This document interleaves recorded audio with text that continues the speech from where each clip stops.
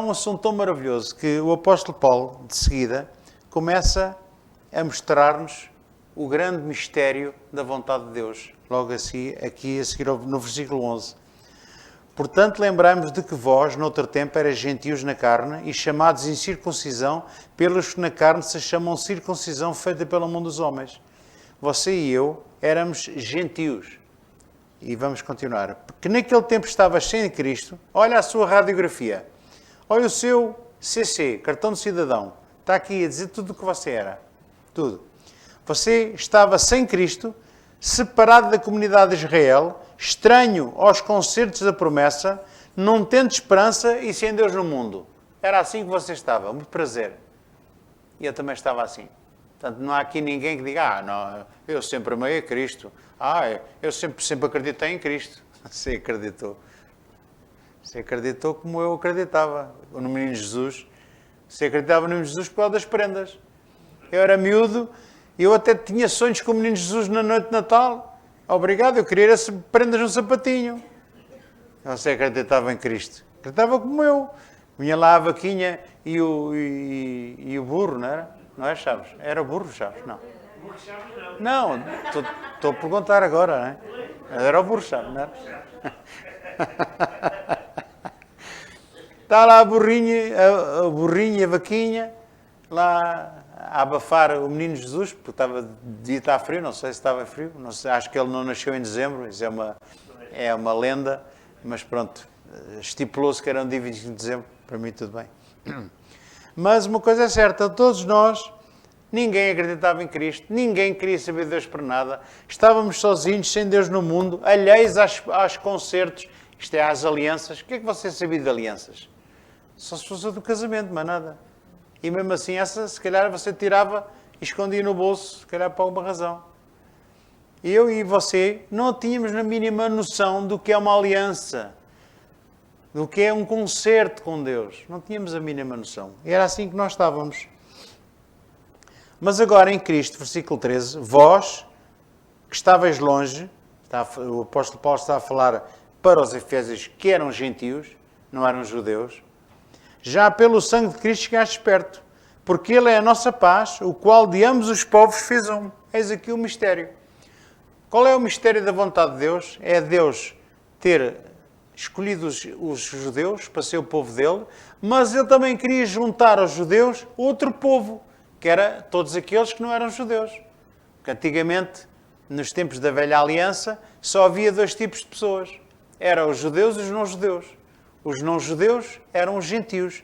E, segundo a tradição e a lei de Moisés, os judeus não se podiam dar com os gentios. Não se podiam dar. Eram inimigos irreconciliáveis. Não tinham mínima... Não tinham nada em comum. Eles odiavam-se uns aos outros, que era uma coisa por demais. Os judeus não queriam nada com os gentios. Jamais um judeu iria comer à mesa com os gentios. Jamais. Por isso é que quando Jesus começou a comer com os pecadores, foi criticado pelos judeus, pelos fariseus, sobretudo os fariseus, não é? Porquê? Porque chamavam que ele comia com pecadores, comia com os temolentos, comia com as prostitutas, com os bêbados, e punham-lhe a alcunha de comilão e beberrão por ele fazer isto. Se ele fosse profeta, não é? Até há uma passagem bíblica, quando aquela mulher... Não, vai à fonte, isso é outra. Leonou pela verdura, isso é outra coisa. Pois, mas essa é outra história. Que até ia contar é outra história. Quando ele está em casa de Simão, se não estou em erro, do fariseu, e há uma mulher que desprende os cabelos, derrama um unguento sobre Jesus e depois desprendeu os cabelos e limpou-lhe, enxugou-lhe os pés com os cabelos.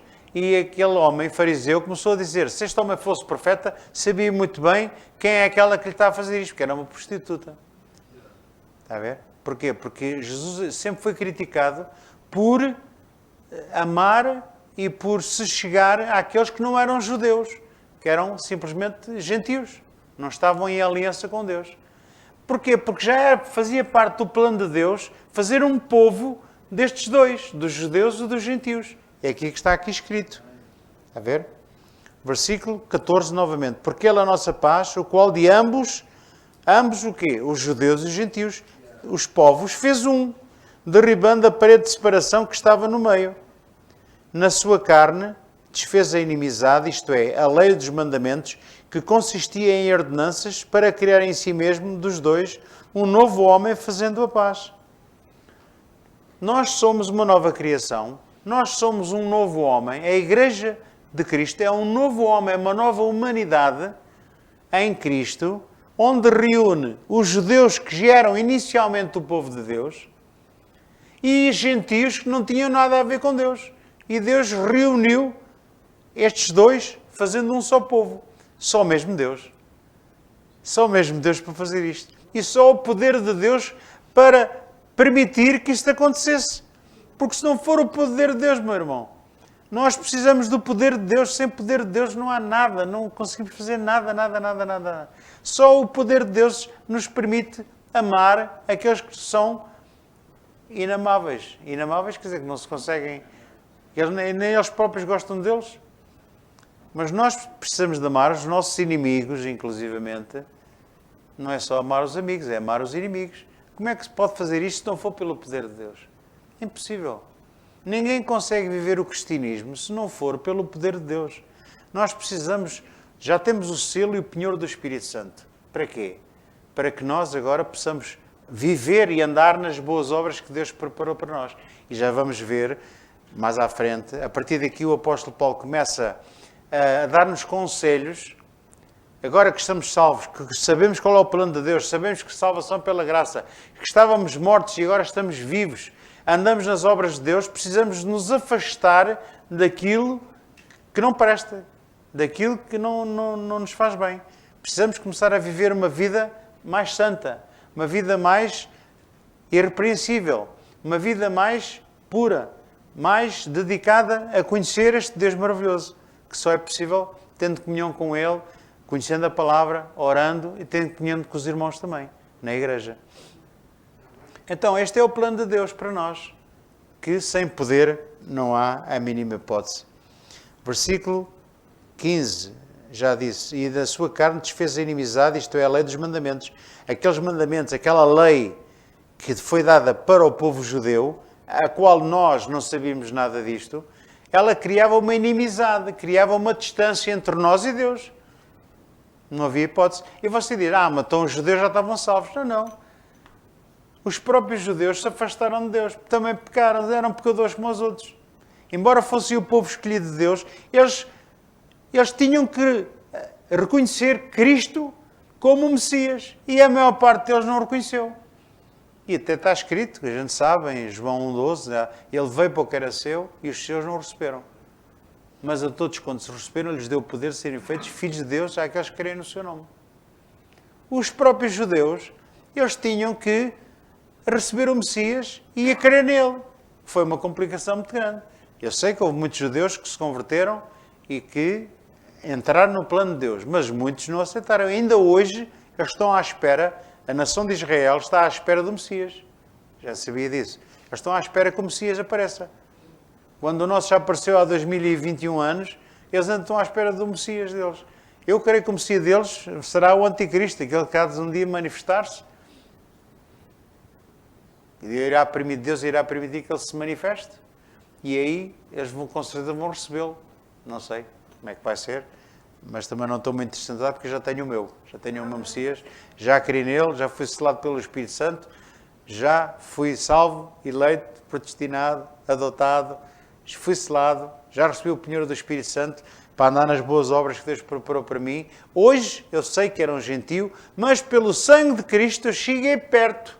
E juntamente com todos os outros judeus pelo mundo inteiro, porque fazem parte da Igreja de Israel, fomos feitos um povo só, que é chamado o quê? A Igreja. Este é o plano de Deus que foi planeado na eternidade por Deus o Pai, executado aqui neste mundo, neste tempo, neste espaço, por Cristo Jesus e confirmado com o Espírito Santo. Esta que é a esperança da nossa salvação. Esta que é a esperança da vocação que Deus tem em Cristo para nós. Posso ouvir um amém, irmãos? Versículo 16. E pela cruz reconciliar ambos com Deus em um corpo, matando com ela as inimizades. Agora, aqui é uma coisa interessante. Aquilo que Deus destruiu, que é a parede de separação, é aquilo que os homens normalmente querem construir. Separação e eles querem separar-se, eles acham que são os melhores. Hoje em dia há muitas igrejas que acham que só eles é que estão salvos. Há igrejas que pensam que eles é que têm Deus, o Deus é deles, não é de mais ninguém. E dizem que os outros que é tudo estranho. Os outros não estão salvos. Por isso é que quando alguém sai da igreja deles, dizem, opa, que já meteu um pé no inferno. Está com um pé no céu e outro no inferno. E diz as maiores barbaridades e disparates que levam as pessoas com medo, não é? A ficarem ali toda a vida presos às manipulações de homens que só têm um fito, é o lucro. Só têm um fito, é tirar vantagem das ovelhas que Deus lhes deu. Eles não querem pastorear as ovelhas, querem tirar-lhes a lã, esmifrá-los, comer-lhes a carne e roer-lhes os ossos, ainda se possível. Essa é a verdade. Mas nós hoje pertencemos a esta família maravilhosa, salva, redimida pelo sangue de Cristo. E pela cruz, Deus reconciliou ambos em um corpo, matando com ela as inimizades. Portanto, não há mais inimizade entre mim e outro irmão de uma outra igreja que seja genuinamente uma igreja de Deus e que tenha querido no Evangelho, como eu acreditei também. Agora, se me disser, pastor, mas há igrejas que não são de Deus. É verdade. É preciso nós termos, por exemplo, eu passo aí fora e no outro dia vi uma igreja que é a Igreja da Cientologia. A Igreja da Cientologia. E eu pensei assim, a Igreja de Cientologia, bem, eles podem chamar a igreja o que quiserem. Pode ser a Igreja dos Iluminados não sei, da vela acesa. Pode-se chamar a igreja o que você quiser. Você diz assim, então, mas o que é que quer dizer igreja? A igreja quer dizer um ajuntamento. Ajuntamento só. Mais nada. A igreja significa um ajuntamento de pessoas. Eclésia, da palavra grega. Eclésia é um ajuntamento de pessoas. Pode ser considerado para uma reunião de um sindicato, para um comício, para um congresso nacional, qualquer de um partido. Pode chamar aquilo uma igreja. Tecnicamente pode ser uma igreja. E agora? Agora, a igreja de Jesus é outra coisa. A igreja de Jesus foi aquela por quem ele derramou o seu sangue, chamou, predestinou, elegeu e fez as pazes entre eles, entre os judeus e os gentios, para criar um só corpo através da cruz do Calvário. Isso aí chama-se a igreja, chama-se a Assembleia dos Santos. Aí chama-se a Igreja Universal. Pode até chamar até a Igreja Católica, sim senhora, porque católico significa universal. Nós só não somos romanos. Pastor, e somos apostólicos? Somos, sim senhora. Porque nós temos a nossa fé baseada na doutrina dos apóstolos que nos transmitiram tudo o que vem na Bíblia. Então nós pertencemos a uma igreja apostólica, católica, mas não somos romanos. Somos lisboetas, por exemplo. Ok? Então é importante. A igreja pode ser qualquer coisa, mas a igreja de Cristo, apostólica e universal, católica, são aqueles por quem Cristo morreu, derramou o seu sangue, redimiu e que foram incluídos na família de Deus. Amém, irmãos? Versículo 17. Diz, e vindo ele, evangelizou a paz a vós que estavais longe. A vós que estavais longe, está a falar dos Efésios, está a falar de nós, dos gentios. E aos que estavam perto. Quem é que estava perto? Eram os judeus que estavam perto. Jesus não nasceu, ele era judeu. Ele nasceu no meio dos judeus, da família dos judeus, com uma linhagem de Abraão. Portanto, esses eram os que estavam mais perto de Deus. Os que estavam em aliança com Deus. Nós não estávamos longe, bem longe. Nem queríamos saber disso para nada. Mas agora chegámos perto através da evangelização, através da palavra do Evangelho de Cristo Jesus. Assim, versículo 18. Porque por ele, ambos, judeus e gentios, temos acesso ao Pai em o mesmo Espírito. Você hoje não precisa de intermediário para chegar a Deus, a não ser Jesus. É o único intermediário entre Deus e os homens. Mas isto, quando eu digo intermediário, estou a falar de alguém que vá meter uma cunha a Deus por si. Não. Você tem acesso em um Espírito a Deus o Pai, ao trono da graça. Você vai lá, entra lá as vezes que forem necessárias e Deus está lá para o ouvir. E você está lá para alcançar misericórdia, como está escrito em Hebreus, em tempo oportuno. Então eu tenho acesso ao Pai em Espírito. através do nome de Jesus, através do sangue de Cristo, eu cheguei perto. Amém, irmãos? Então, versículo 19. Assim que já não sois estrangeiros nem forasteiros. Hoje você já não é mais gentio. Era gentio. Estava longe. Era um estrangeiro, era um forasteiro. Você agora é concidadão dos santos e da família de Deus. Amém, irmãos? Alguém pode dizer glória a Deus por isso. Você é concidadão dos santos. Você é da família do Pai, da família de Deus. Jesus pagou um preço altíssimo para que você fizesse parte desta família. Não éramos nada. Não estava nem aí, como diz o brasileiro. Não estávamos completamente afastados, mortos. Mas Deus, na sua infinita misericórdia, nos chamou, nos acordou, nos deu vida, nos ressuscitou com Cristo, nos fez sentar à sua mão direita e hoje fazemos parte dos concidadãos do céu, dos concidadãos dos santos, da glória. Somos da família de Deus. Aleluia. Edificados sobre o fundamento, olha o que está escrito no versículo 20. Edificados sobre o fundamento dos apóstolos e dos profetas. Aqui não está em causa a ordem, porque a ordem minuciosamente correta seria primeiro os profetas e depois os apóstolos. Nós estamos edificados sobre o fundamento dos apóstolos e dos profetas. Quais apóstolos e quais profetas? Os apóstolos do Cordeiro e os profetas do Velho Testamento, meu irmão. Amém? Os profetas do Velho Testamento deram-nos a nós, deram ao povo de Deus, não foi a nós porque nós éramos gentios, mas deram ao povo escolhido de Deus na altura, Israel, deu-lhes as mensagens, o anúncio de que o Messias viria. Lá em Isaías está escrito, e o menino nos nasceu, e sobre ele repousa o Espírito, e o Espírito de conselho, e ele é chamado o Príncipe da Paz. Está escrito lá em Isaías 9, se não estou em erro.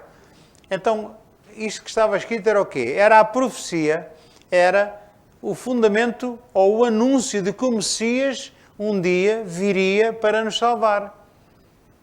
Portanto, nós estamos edificados sobre o fundamento dos profetas e dos apóstolos. Os profetas anunciaram, os apóstolos confirmaram.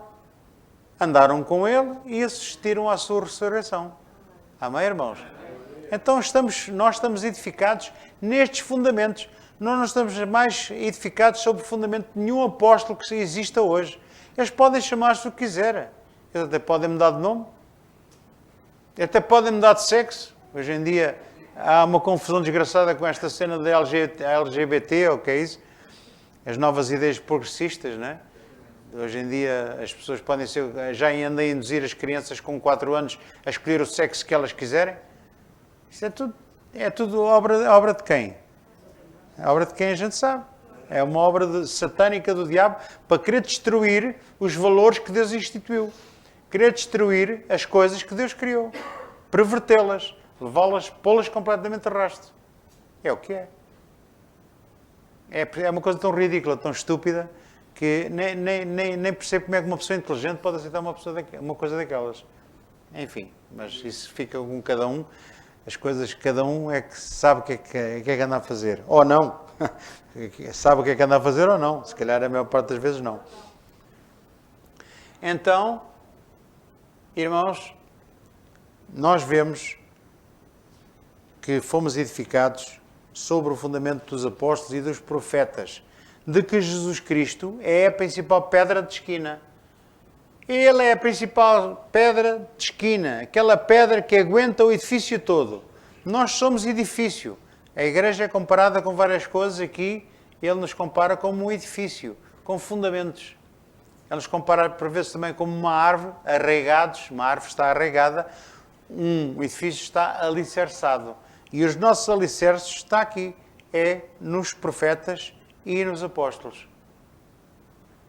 É assim que eu e vocês estamos edificados. Que diz que no qual, em Cristo, que é a principal pedra de esquina, todo o edifício bem ajustado cresce para templo santo no Senhor, no qual também vós juntamente sois edificados para a morada de Deus no Espírito. E se fosse assim, gritava assim, aleluia, glória a Deus, aleluia. Você já entendeu o plano de Deus. Isto é uma lição que você precisa meditar constantemente nestas coisas, porque isto é o seu fundamento principal, é a sua salvação. Em 2 de Pedro 1,10 diz lá que você procure com diligência tornar cada vez mais firme a sua eleição e a sua vocação. Isto é, você tem que estar firme. Você não pode vacilar, não pode ter dúvidas com respeito a isso. E se você tiver dúvidas, pergunta quem sabe, ou pergunta ao Espírito Santo, peça orientação, peça sabedoria e revelação para Deus mostrar. Porque se você tiver alguma dúvida nesta área, você não é feliz. Enquanto você não tiver a certeza absoluta daquilo que está escrito, que eu estive a compartilhar consigo, você não é feliz. Você ainda não chegou lá. Só quando você, no seu coração, tiver a certeza absoluta, é que você não vacila. Porque hoje em dia, Jesus avisou nos últimos tempos que viram muita gente enganando, trazendo doutrinas falsas, trazendo coisas estranhas, coisas que as pessoas ficariam na dúvida. E hoje em dia cada vez há mais gente a falar. Fala um daqui, ouve-se uma voz dali, outra voz daquela, o outro diz, cuidado com isso, isso da predestinação, olha que isso é tudo uma coisa nova. Nova? Isto está escrito há quantos mil anos aqui na Bíblia? Já está escrito desde sempre. Há pessoas que são humildes e dizem, há tantos anos que eu conheço a Bíblia, já passei os olhos por aqui e nunca tinha reparado, nunca parei para pensar nisto. Era o meu caso, se calhar é o caso de alguns, se não de todos, não é? Nós precisamos de entender as coisas antes de falar, entendê-las. E se não perceber, peça ao Espírito Santo, peça-lhe sabedoria, porque Ele a ninguém detém cara e a todos dá abundantemente.